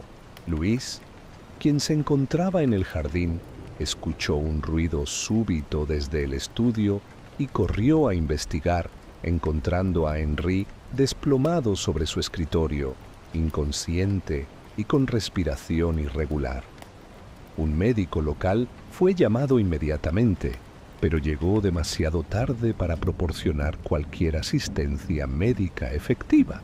Henri Becquerel, el hombre que había descubierto la radioactividad y abierto la era atómica, murió a los 55 años en la misma casa donde habría pasado los veranos más felices de su vida.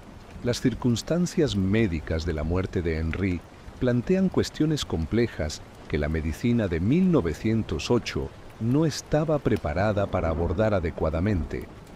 El certificado de defunción oficial listaba ataque cardíaco como causa de muerte, un diagnóstico general que reflejaba las limitaciones del conocimiento cardiológico de la época. Sin embargo, la evidencia retrospectiva sugiere que la exposición prolongada de Henry a materiales radiactivos durante más de 12 años podría haber contribuido significativamente a su deterioro de salud y muerte prematura. Las quemaduras radiactivas recurrentes en sus manos y pecho, documentadas desde 1901, indicaban exposición a dosis de radiación que, según los estándares modernos, habrían sido extremadamente peligrosas. La comprensión contemporánea de los efectos biológicos de la radiación era prácticamente inexistente en 1908 y no sería hasta décadas posteriores que la comunidad médica reconocería completamente los riesgos cardiovasculares asociados con la exposición crónica a radiación ionizante. Los estudios epidemiológicos modernos han demostrado que la exposición prolongada a radiación puede causar daño arterial, inflamación cardiovascular y arritmias cardíacas que eventualmente conducen a ataques cardíacos prematuros. Aunque es imposible establecer una relación causal definitiva, el patrón de deterioro de salud de Henry es consistente con lo que ahora se reconoce como síndrome de radiación crónica.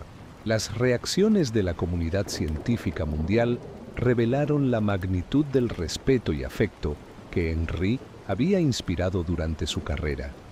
La Royal Society de Londres, de la cual Henry había sido miembro extranjero, publicó una resolución oficial expresando la pérdida irreparable de uno de los investigadores más brillantes de nuestra época. El funeral de Henry se celebró el 28 de agosto de 1908. El vacío científico dejado por la muerte prematura de Henry fue inmediatamente evidente para sus colegas. En el momento de su muerte, Henry estaba trabajando en varios proyectos de investigación que prometían avances significativos en la comprensión de la estructura atómica. Sus cuadernos de laboratorio, preservados en los archivos del Museo Nacional de Historia Natural, contenían observaciones preliminares sobre las relaciones cuantitativas entre diferentes isótopos radiactivos que podrían haber acelerado el desarrollo de la teoría nuclear por varios años. Sus correspondencias revelan que había estado planificando colaboraciones con Rutherford en Cambridge y con Planck en Berlín, que podrían haber producido insights fundamentales sobre la naturaleza cuántica de la radiación. Los proyectos inconclusos de Henry incluían investigaciones sobre la aplicación médica de materiales radiactivos, estudios sobre la edad geológica de minerales radiactivos y experimentos sobre la posible transmutación artificial de elementos. Su muerte prematura privó a la ciencia de la perspectiva única de alguien que había estado presente desde los primeros días de la radioactividad y había desarrollado una comprensión intuitiva de los fenómenos nucleares que pocos contemporáneos poseían. Los científicos que habían trabajado con Henry notaron que su combinación de brillantez experimental, perspicacia teórica y generosidad colaborativa había sido extraordinariamente rara y que su pérdida representaba no solo el final de una carrera individual, sino también el cierre de una era en la historia de la física. La muerte de Henri Becquerel, el 25 de agosto de 1908, se considera que marcó el final de la primera fase de la revolución nuclear que él había iniciado accidentalmente en marzo de 1896. En el espacio de 12 años, había transformado un descubrimiento fortuito en los fundamentos de una nueva ciencia que eventualmente cambiaría la historia humana. Su legado científico continuaría expandiéndose a través del trabajo de sus estudiantes y colaboradores, pero la física había perdido para siempre la presencia del hombre, cuya mente preparada había reconocido la importancia fundamental de un fenómeno que otros podrían haber descartado como una curiosidad experimental menor.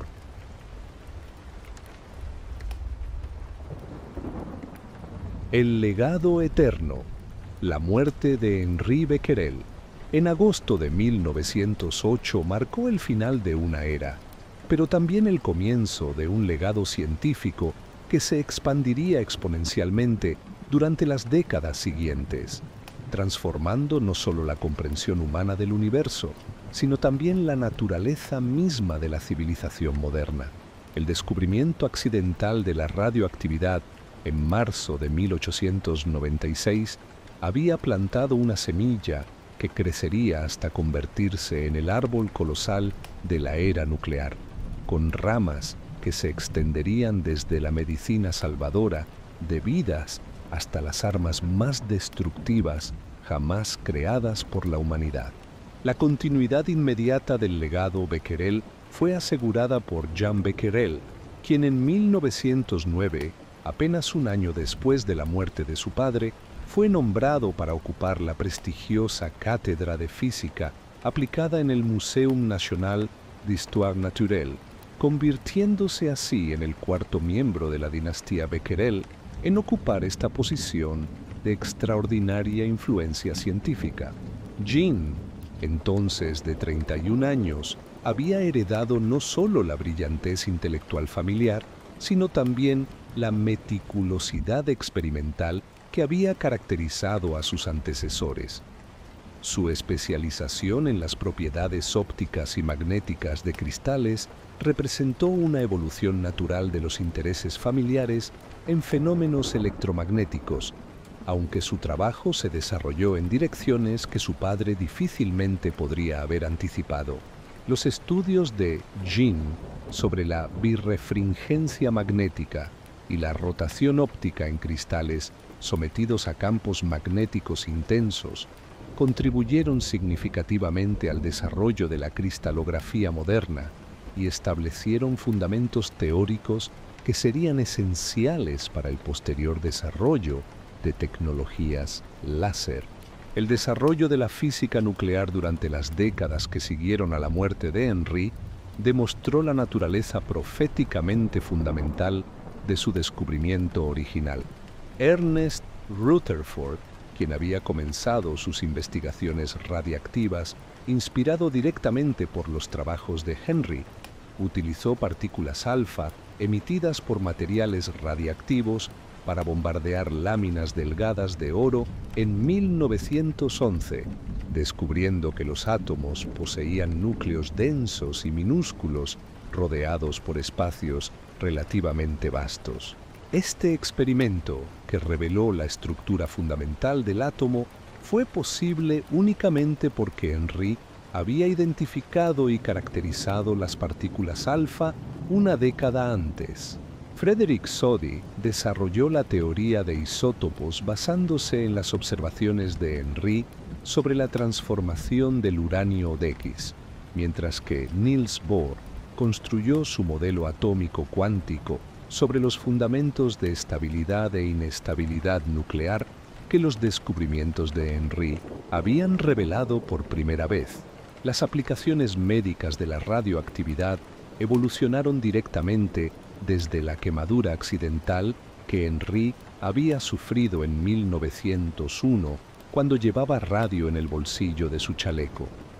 Esta observación fortuita de que la radiación podía destruir tejidos vivos de manera controlada se convirtió en la base de la radioterapia moderna, una tecnología médica que ha salvado millones de vidas durante el siglo pasado.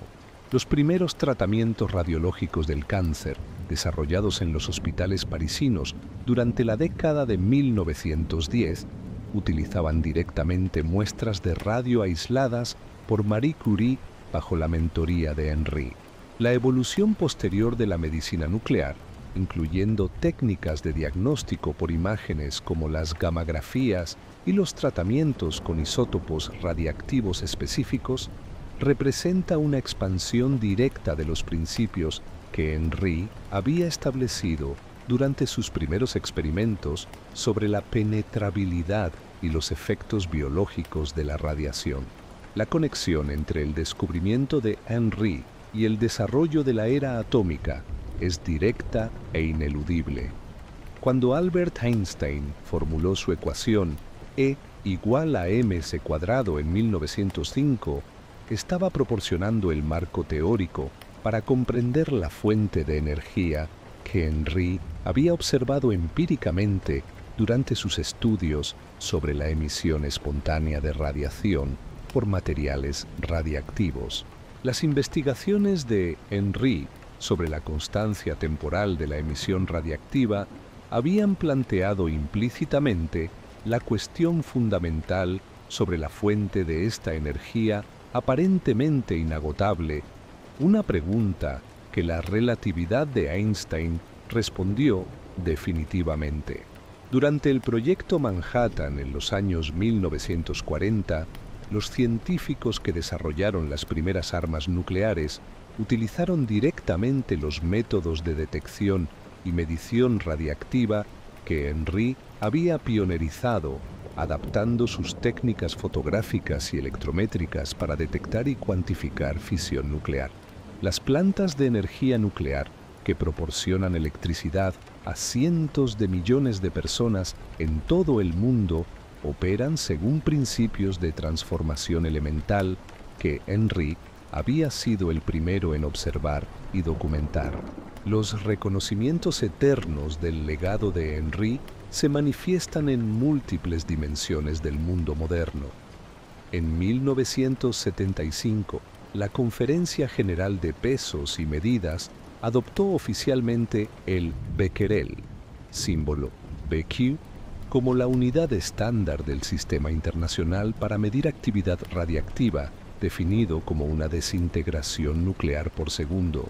Esta unidad se utiliza diariamente en laboratorios, hospitales y plantas nucleares de todo el mundo, asegurando que el nombre de Henry sea pronunciado miles de veces cada día por científicos, médicos e ingenieros que quizás nunca han leído los detalles de sus descubrimientos originales, pero cuyo trabajo depende fundamentalmente de los principios que él estableció. Los cráteres lunares y marcianos nombrados en honor a Henry atestiguan el reconocimiento de su importancia en la exploración espacial, ya que los instrumentos radiológicos derivados de sus técnicas han sido esenciales para analizar la composición de suelos y rocas extraterrestres. El mineral becquerelita, un óxido de uranio hidratado descubierto en depósitos de uranio del Congo, preserva su nombre en la estructura misma de la Tierra. Una de las curiosidades más fascinantes del legado material de Henry es el estado actual de sus cuadernos de laboratorio originales, conservados en la Biblioteca Nacional de Francia en París. Estos cuadernos, que contienen las observaciones experimentales que condujeron al descubrimiento de la radioactividad, permanecen radiactivos más de un siglo después de haber sido escritos, con niveles de contaminación que requieren que sean almacenados en cajas de plomo especializadas. Los investigadores que desean examinar estos documentos históricos deben firmar renuncias de responsabilidad y usar equipos de protección, ya que las páginas donde Henry registró sus primeros experimentos con sales de uranio aún emiten radiación detectable. Esta persistencia física de la radioactividad en sus propias notas proporciona un testimonio tangible y ligeramente inquietante de la naturaleza duradera de los fenómenos que Henry fue el primero en estudiar sistemáticamente. Los aspectos éticos del legado de Henry presentan complejidades profundas que continúan desafiando a la humanidad contemporánea. Por un lado, las aplicaciones médicas de la radioactividad han salvado millones de vidas a través de tratamientos contra el cáncer, técnicas de diagnóstico por imágenes y procedimientos de esterilización médica. Los isótopos radiactivos producidos en reactores nucleares proporcionan herramientas esenciales para investigación biomédica, agricultura y arqueología. Por otro lado, las bombas atómicas detonadas sobre Hiroshima y Nagasaki en 1945 utilizaron directamente los principios nucleares que Henry había descubierto, causando devastación inmediata y sufrimiento duradero para cientos de miles de personas. Los accidentes nucleares en Chernóbil y Fukushima han demostrado que incluso las aplicaciones pacíficas de la energía nuclear conllevan riesgos potencialmente catastróficos que Henry difícilmente podría haber anticipado cuando observó por primera vez las sombras misteriosas en sus placas fotográficas. La influencia intelectual de Henry sobre generaciones posteriores de científicos es incalculable, pero claramente documentada. Albert Einstein citó explícitamente los trabajos de Henry sobre radioactividad como inspiración para sus reflexiones sobre la equivalencia masa-energía. Robert Oppenheimer, director científico del proyecto Manhattan, mantuvo en su oficina una fotografía de Henry junto con imágenes de Newton y Darwin, reconociendo implícitamente que Henry pertenecía al panteón de científicos que habían alterado fundamentalmente la comprensión humana de la naturaleza. Enrico Fermi, quien construyó el primer reactor nuclear controlado en 1942, había estudiado meticulosamente los artículos originales de Henry durante su formación como físico joven, adaptando las técnicas de medición radiactiva de Henry para sus propios experimentos pioneros con neutrones. En el mundo contemporáneo, Henri Becquerel ocupa un lugar permanente en la educación científica global y en la memoria colectiva de la humanidad. Su historia aparece en libros de texto de física de escuela secundaria en docenas de idiomas, donde millones de estudiantes cada año aprenden sobre el descubrimiento accidental que abrió la era nuclear. Documentales sobre la historia de la ciencia invariablemente incluyen recreaciones dramáticas de sus experimentos de febrero y marzo de 1896, mientras que museos de ciencia de todo el mundo exhiben réplicas de sus aparatos experimentales originales.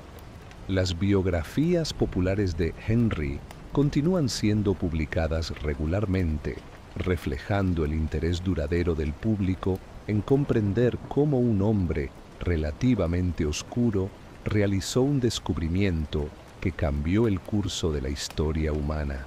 El legado de Henri Becquerel representa uno de los ejemplos más dramáticos en la historia de la ciencia de cómo un descubrimiento aparentemente menor puede tener consecuencias transformadoras que se extienden mucho más allá de las intenciones o la comprensión original del descubridor.